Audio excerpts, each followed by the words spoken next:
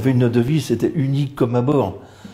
Je dirais, nous, quand on naviguait entre nous, on montait un petit peu ce que j'appelle, je compare ça à un mur de briques. Si on enlève une brique, il y a tout qui tombe. On parle de cohésion dans les sous-marins et c'est pas de la mythologie. On est face à des hommes où chacun met sa vie dans les mains du petit camarade. Bah, c'est un métier à part dans le sens qu'il n'y a pas beaucoup de sous-mariniers. Et les gens passant d'un bateau à l'autre, ça fait une grande famille, quoi. Et surtout, l'autre chose qui est importante, c'est que chacun dépend de chacun. On était une équipe tellement soudée, c'était comme une famille que bon, ça se passait bien, quoi. Bah, la camaraderie, le lien entre tous les copains et tout, c'était quelque chose d'extraordinaire. Donc on a toujours des phases où ça se passe très bien et des phases où on est un peu moins bien. Et c'est là où justement l'esprit d'équipage est très important. Voilà, c'est ça l'exemple type de la camaraderie, c'est de sentir que le copain il a un coup de blues, d'aller l'aider pour le réconforter. J'aurais bien aimé faire une patrouille sur le Redoutable pour une simple et bonne raison, c'est que quand j'entends les anciens en parler, cet esprit d'équipage de cohésion allait encore plus loin que nous. Ils avaient moins de technologie que nous et donc moins de moyens de s'isoler. Tout ce qui était activité se faisait toujours en collectivité et ça, c'est quelque chose qu'ils avaient pour eux. C'est quelque chose que, quand j'ai quitté la Marine nationale, m'a manqué énormément parce que dans le civil, on ne trouve pas ça. Si c'était à refaire, je ferais exactement la même vie, hein, la même profession. J'en rêve la nuit, même 25 ans après. Hein.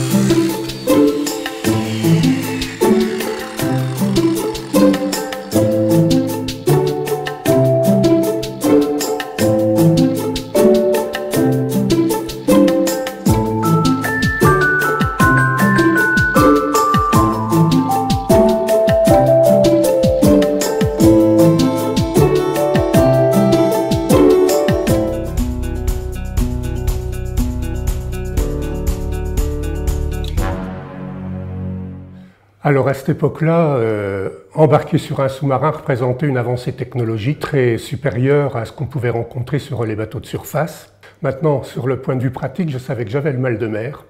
Donc en embarquant sur un sous-marin, je pensais bien que ça aurait beaucoup amélioré la situation.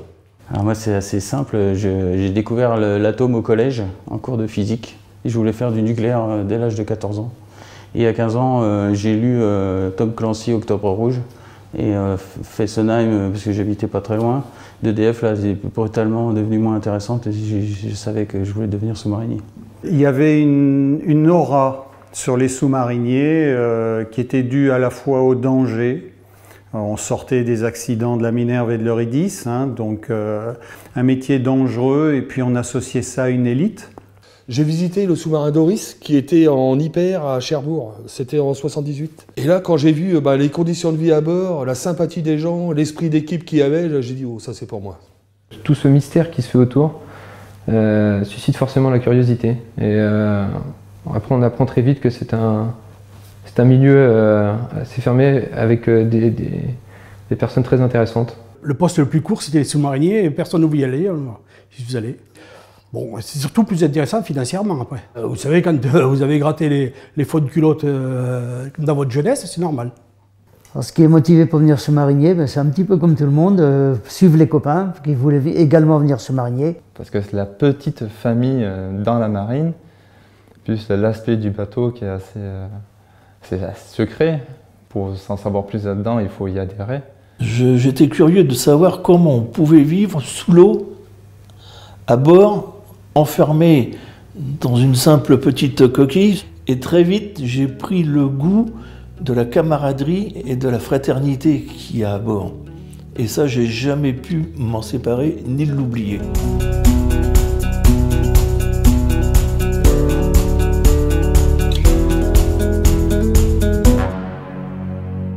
Alors nous, à bord, on avait du temps libre, oui, parce que hormis faire le quart, ou alors l'une de nos installations tombe en panne, où là, il fallait intervenir et faire vraiment une maintenance curative, mais sinon, du temps libre, on en avait. Les loisirs, ben, c'était essentiellement du loisir collectif. On se retrouvait tous à la cafétéria, 50, 60 là-dedans, c'était de suite une forme de petite fête, quoi, hein, pour donner le sourire à tout le monde. Il y avait donc des distractions avec des jeux de société comme les jeux de cartes, belote, tarot, etc. ou échecs et dames. Donc bien souvent, le soir, ceux qui aimaient bien faire un tarot, ben, on allait taper le carton sur la table d'opération. C'était un petit peu traditionnel. Et puis alors, la lecture. Énormément de lecture. Chacun avait un petit hobby, chacun emmenait, il y en a c'était des maquettes, des choses comme ça. Moi je me souviens, ma première patrouille, je faisais un filet de pêche. Il m'est arrivé également de faire du canevas. Ben, je me suis lancé une fois pour faire un tapis, mais alors c'était catastrophique, il a été jeté autour de patrouille. On faisait souvent une séance de cinéma à la cafétéria qui regroupait tout le monde, officiers, mariniers, équipage. Sinon, on organisait également des soirées à bord, des soirées déguisement, soirées avec orchestre et sketch. En général, ça se passait à la cabane, c'est-à-dire quand on estimait être à mi-patrouille. Il y avait un comité de distraction qu'on appelait ça, et puis ils étaient quelques personnes, et puis ils s'occupaient de mettre en place tout un tas de récréations, alors entre autres des concours de cartes. On embarquait, avant de partir en mer, des instruments de torture, genre vélo d'appartement, rameur. Il y avait des sacs pour taper dedans, faire de la boxe. On avait beaucoup qui se défoulaient. La tranche missile, on appelait ça la forêt de baobab. Et là, on tournait autour des baobabs, donc des 16 missiles, on faisait plusieurs tours, quoi. On pouvait faire, par exemple, 1 km, 2 km, 3 km. Et les jours défilaient comme ça, rayaient les uns après les autres, jusqu'à arriver à la fin de la patrouille.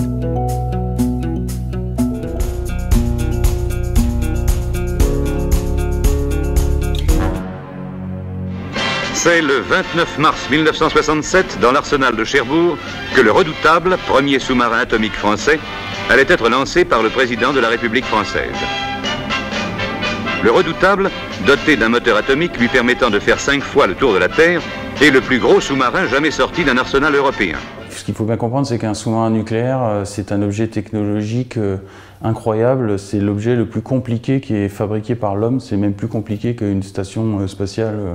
Donc il y a énormément de technologies, de matériel différents, ne serait-ce que pour vivre à bord ou pour tirer un missile nucléaire, c'est très très compliqué. Tout ça, au moment où le général de Gaulle a décidé de créer la force océanique stratégique et de fabriquer le sous-marin redoutable, ça n'existait pas en France. C'était quand même une aventure extraordinaire, ce redoutable. Vous savez, les Américains pensaient qu'on n'y arriverait jamais. De faire rentrer un réacteur dans un sous-marin, de faire rentrer des missiles dans un sous-marin, de faire des armes nucléaires petites et de lancer tout ça, ça a été fait. Alors la vie des sous-mariniers, ça a été la révolution, puisque d'un seul coup, on avait accès à une énergie quasi inépuisable, donc on pouvait faire autant d'eau qu'on voulait. Alors quand on arrive d'un sous-marin classique, où quand vous embarquez, on vous dit, écoute, là tu n'as que 4 litres d'eau par jour, tu en fais ce que tu veux. Quand on arrive sur un sous-marin nucléaire, où là on te dit, tu peux prendre une douche, voire 2 douches par jour, c'est énorme. Et puis, Pour mettre ces missiles et ces fusées qui ont une taille quand même assez importante, la coque était plus grosse et donc on avait subitement de la place pour avoir chacun sa bannette.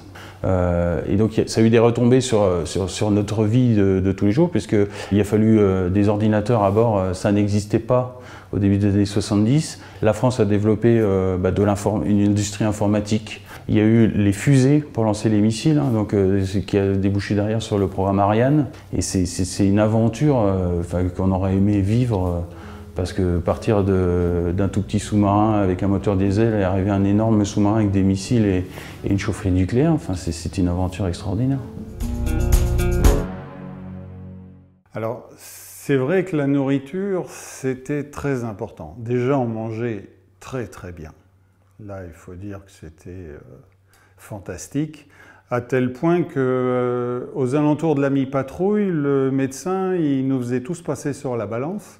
Ah oui, j'en garde un très bon souvenir. On mangeait très bien dans les sous-marins, c'est vraiment, je pense, c'était le summum dans la marine française, voire dans les armées même. On mangeait très bien. Les repas, ça tournait sous forme de quatorzaine, donc tous les 14 jours, le même repas revenait. Puis en plus, il y avait le dimanche midi, où c'était encore amélioré, quoi. Ça rythme également la vie à bord, parce qu'on savait que tous les dimanches, on avait ces repas-là. Et ça, c'était très important, ça donnait un rythme de vie. On sentait que la semaine était passée, on attaquait une autre semaine. Et puis c'est fait, les cuisiniers, quand on voit les conditions de travail dans lesquelles ils travaillaient, avec une cuisine de 3 mètres carrés, et puis faire à manger pour 135 personnes, je retire mon chapeau, quoi. Et la nuit, c'est le pâtissier qui prenait la place. Et donc, quand on finissait le quart ou à minuit ou à 4 heures du matin, déjà, ça sentait bon les croissants, ça sentait le pain, et on se remettait à casser la croûte, quoi. La cafétéria, on appelle ça la place du village. C'est ce qui fait tenir le moral de l'équipage. Le rôle du cuisinier, il est très important à bord, hein. Un mauvais cuisinier ou des mauvais cuisiniers pendant une patrouille, un mauvais boulanger, je ne sais pas dans quel état va rentrer le bateau, hein.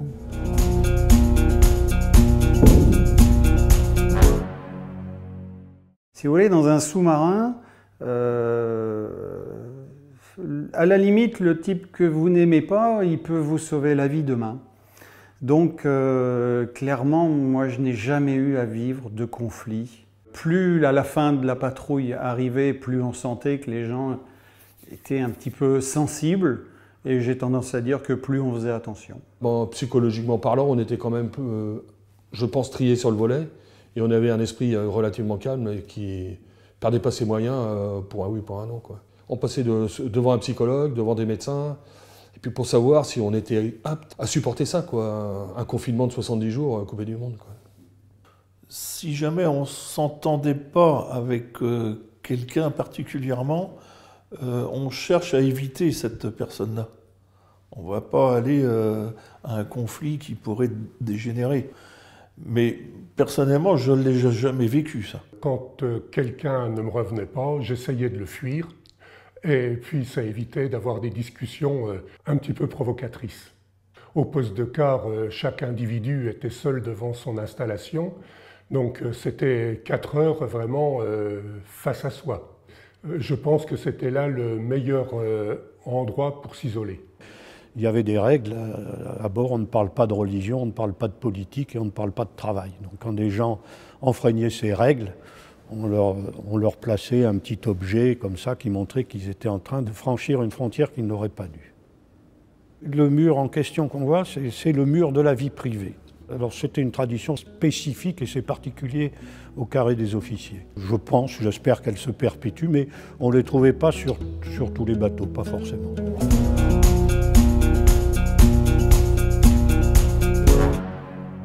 La mission du commandant, elle est finalement très simple, elle tient en peu de mots. C'est être prêt en permanence à exécuter l'ordre de lancement des missiles à tête nucléaire si cet ordre était donné par le président de la République. Le commandant apporte à l'officier calcul les supports contenant les données des objectifs stratégiques.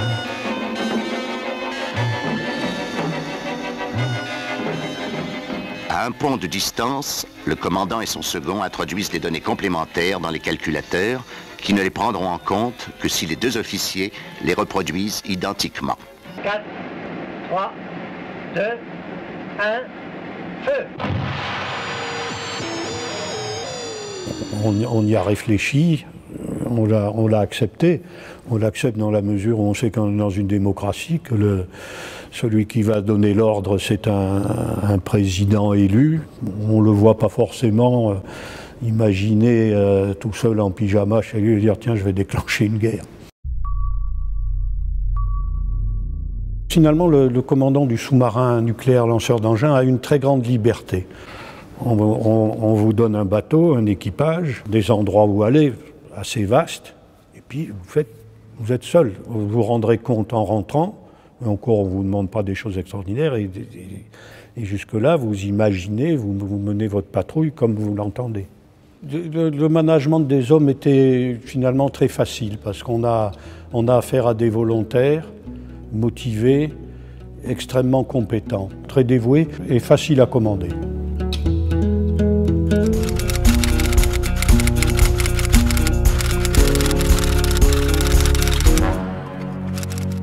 Donc les liens avec la famille, une fois par semaine, en fait, on reçoit un familigramme. Donc à l'époque, c'était 20 mots.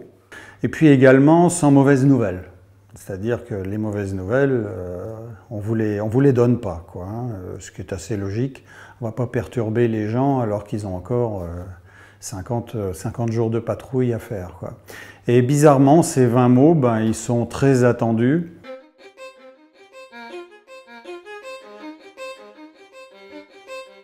C'est l'unique lien avec la famille, puisque nous, on n'aimait pas. Un sous-marin, il n'aimait pas. C'est le silence complet, puisqu'une émission, c'est une indiscrétion. On doit rester discret.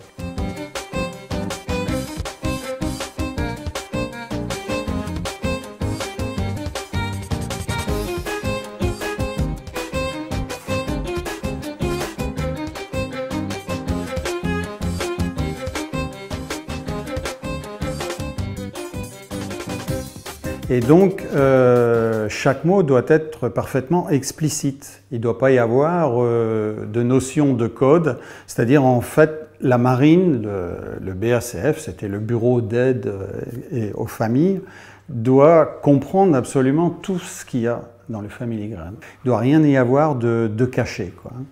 Par contre, au travers des familigrammes, on reçoit également d'excellentes nouvelles, puisque ça m'a permis de savoir en patrouille que mon premier fils était né. Je pense que le plus difficile que j'ai eu à vivre, c'était non pas dans le sous-marin, mais au retour. C'est-à-dire que j'avais un petit qui avait quelques mois, et puis vous rentrez et il ne vous reconnaît pas. Donc, bien sûr, ça dure pas longtemps, mais si j'ai un pincement, c'est ça. Bah, quand j'ai rembarqué sur le Redoutable, ma fille, elle avait quoi? Elle avait pas 2 ans. Et puis c'est vrai que quand je partais 70 jours, bah, là je la voyais vraiment grandir. Enfin, c'est comme ça, c'est la vie. Hein. On est volontaire, donc on assume.